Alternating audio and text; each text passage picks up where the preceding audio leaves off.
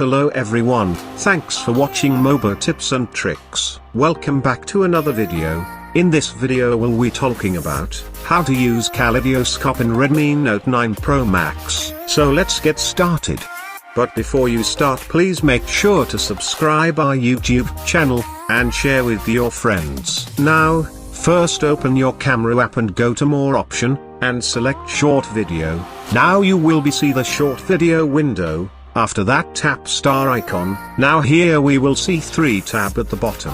After that, tap on the Kaleidoscope tab and select 6 patterns made available and create your amazing effect as you like. Thanks for watching. See you till next video.